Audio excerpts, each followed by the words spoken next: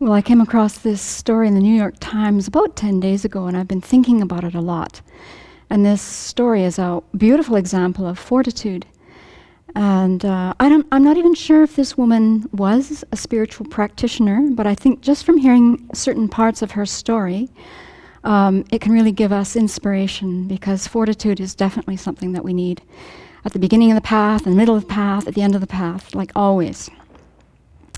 So I'm not going to read you the first 2 paragraphs, because that'll just take the whole presentation in a totally different direction. So the woman's name, first of all, I should back up a bit. So fortitude, you'll often encounter it in books even like Geshe Sopa's commentary on the Lamrim Chenmo. The word he uses is patience. But the word that we're using here is fortitude, and it just has more of a meaning of staying with something and not waiting something out. We have to really have energy and strength, which is what I take from the meaning of it. And Lama Tsongkhapa defines fortitude as having 3 elements. And the first part of it is being able to ignore the harm caused us by others. The second part is the ability to endure mental hardship or physical suffering in the course of what we're doing. And the third one really applies to Buddhist practitioners, the fortitude to contemplate the ultimate nature of reality.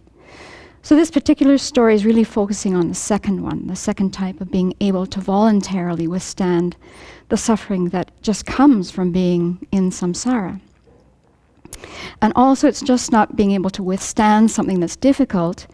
Most important with this definition is that the objective has to be positive. So this is Lama Tsongkhapa's definition. It has to be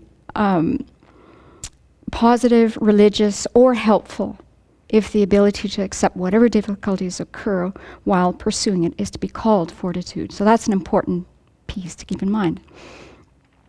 So the woman whose life is discussed here, her name is Dr. Kalin, and at the age of 34 in 1995, she became the founding director of the Comprehensive Breast Health Center at Brigham and Women's Hospital in Boston.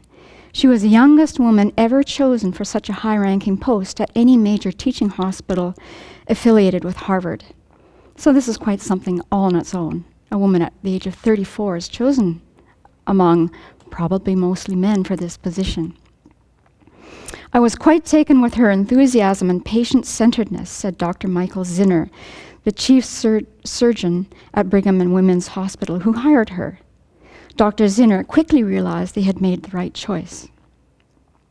When I would refer patients to her, they would fall in love with her warmth, her feeling, her feedback, he said in an interview. They would say they got calls from her at 10 o'clock at night. She would put her kids to bed and was still thinking about patients. Now, I don't know about you, but in my life, I've had some pretty good doctors, and one certainly saved my life, but I never, ever got a phone call from my doctor at 10 at night. And here's a woman who's raising a family, she's got a major career going, she's running this center, and yet she's putting others ahead of herself. Just totally inspiring. And she's a mother. That's very difficult, I think, to do, especially when kids are young, but obviously she chose to do this. Dr. Kalin helped begin a new era. More women were becoming surgeons when she trained, but the field was still something of a male bastion, and her husband said it took grit for a woman to break in. Blatantly sexist remarks were becoming less common, but more insidious slights persisted, like senior physicians introducing male interns to patients as doctor, but female ones by their first names. And so you can just see that she had to withstand a lot of things that were just culturally in medicine in the United States. You know, we're technically the most progressive country on the planet, but in certain ways we're still sort of struggling with this one. And that was obviously not going to be something that was going to stop this woman. Medicine was changing too. Breast cancer surgery was a relatively new specialty, born of a growing recognition of the complexity of the disease and the various operations used to treat it.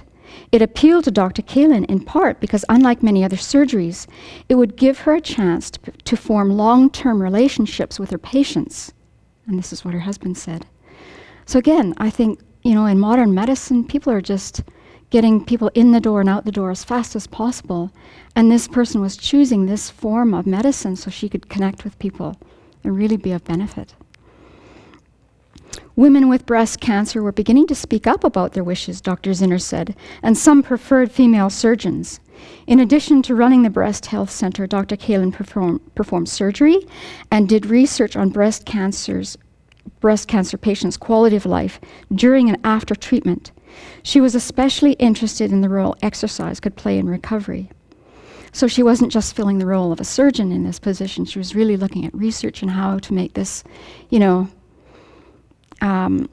something that people could really live with and develop more skills, even if, the prognosis wasn't great. In 2003, Dr. Kalin noticed a tiny abnormality in one of her breasts. It turned out to be a sign of cancer. Several lumpectomy operations failed to remove the entire tumor, and she finally had a mastectomy, followed by chemotherapy and radiation. Her striking long hair fell out. Worst of all, she lost sensation in her hands. The surgical career she loved, for which she had trained for so many years, was over. So, at that point, she could have said, forget it, I quit, as Venerable Trini mentioned in her BBC the other day.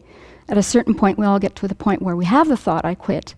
And obviously, in the case of Dr. Kalin, this was not going to be something that was going to stop her at all. So she's losing the ability to be a surgeon, and she continues. So what does she do instead? Well, she started writing more books.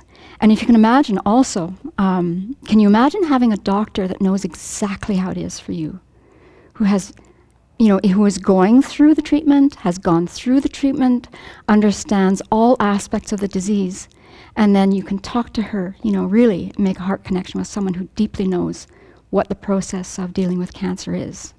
I think it's remarkable. So instead, she spent time with her 2 children. She developed educational programs and conferences for breast cancer patients and their families. She helped raise money to treat Indigenous cancer patients. She wrote 2 books, Living Through Breast Cancer and the Breast Cancer Survivors Fitness Plan. She also started to help research that found rowing could help relieve lymphedema, the painful swelling in the arms that affects many breast cancer survivors. So, again, just shows that she was committed to others. She was going to use all of her training in whatever way she had a capacity to, and she was just there for people all the time. In the meantime, she's still a full-time mother and a full-time wife, and she's got this career. In 2010, Dr. Kalin found she was having difficulty typing. A brain scan led to a devastating diagnosis: glioblastoma, the deadliest form of brain tumors. So this is the worst one. Usually people don't live so long. And can you imagine being a physician and knowing all of the symptoms deeply and knowing what was laying ahead for her? I think that would be one of the most challenging things. She had the standard surgery, radiation, chemotherapy. But at the same time, her husband said researchers at the cancer centers around the country tried to help to see if they could pull a rabbit out of a hat. They tested drugs against her cancer cells and sequenced the tumor's entire genome in hopes of finding mutations that would be targets for yet other drugs. All these doctors and scientists self-assembled into a virtual dream team that was trying everything. So you can see what happens when you live your life for other people.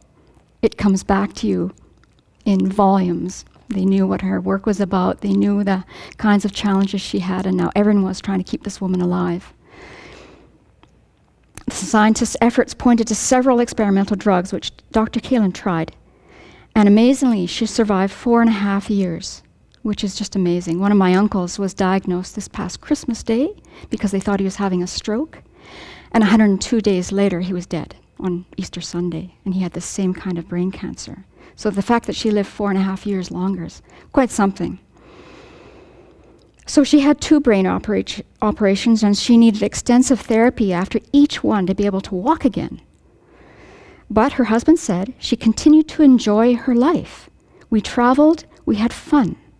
Dr. Kalin saw her daughter Catherine graduate from Yale and her son William from high school. So even though she knew that her life was ending, she lived life right to the end with, everything she had, and was happy and had fun. And this is just blowing my mind because I really don't know. They don't talk about a spiritual practice here, but obviously something about her had really, she was able to grasp on the fortitude that she had. So now I'll read the last 2 paragraphs.